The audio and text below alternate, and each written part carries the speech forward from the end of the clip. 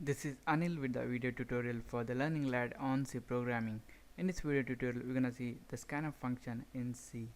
So, in the last couple of tutorials, we have used this printf function to print the value to the screen. Similarly, if you want to take the input from the keyboard, then this stdio.h header file provides another function which is called scanf. So let's begin with the syntax.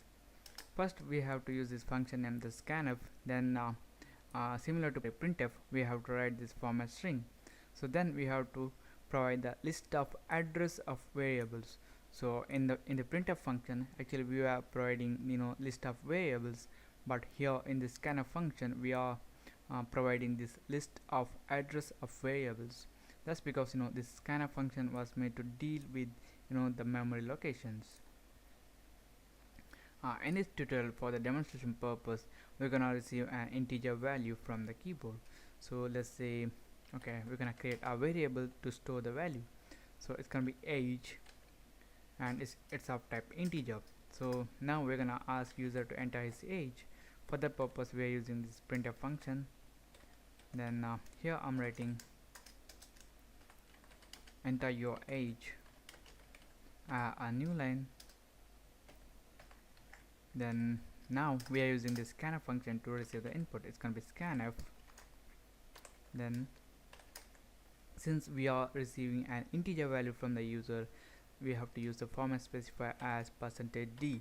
Suppose if you are receiving a floating point value, then you have to use the format specifier %f, and if you are using receiving a character value, then you have to use the format specifier as %c. So the next thing is we have to specify where we want to store the received value. So here in this case we want to store the value received from the keyboard to the variable age.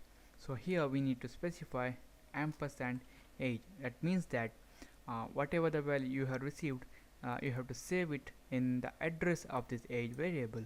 So this age is a name given to that memory location. Actually that memory location also has some memory address. So this kind of function deals with the address. That's why we are using this ampersand here to get the age. So now after the compiler execute this statement, our age variable contains the age entered by the user.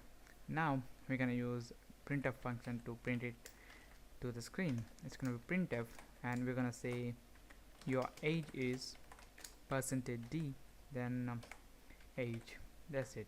I'll make a note that in scanf function we are using &age, and in printf function we are using only age.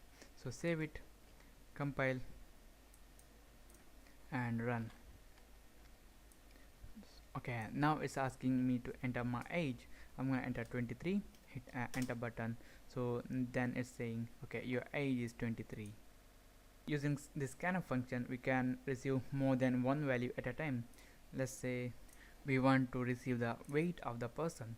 Let's make it of type float. It's gonna be float weight. Okay, now here in the scanf, okay, enter your age, then we're gonna say and weight. Now in this scanf function we have to specify the format specifier for this float weight also. That's why we are using the format specifier, that is %f for the floating point value, %f. So then we have to provide the variable address. That's gonna be &weight. So this is it. Save it, and we want to print okay, your age is %d, and add a new line. Then you're gonna say your weight is %f, and here we're gonna refer that weight variable. So save it, compile it and run it. So now it's asking us to enter our age and weight. So I'm gonna enter my age is 23. Then to enter more value, then you have to separate them by a tab or a space or a new line. So in this case I'm separating them by a new line and enter. Then now I'm gonna enter my weight. It's gonna be 60.50. So hit enter. So as you can see here, your age is 23 and your weight is 60.50. So this is it. This is about the scanf function in C. So thank you for watching and don't forget to subscribe. I see you in the next tutorial.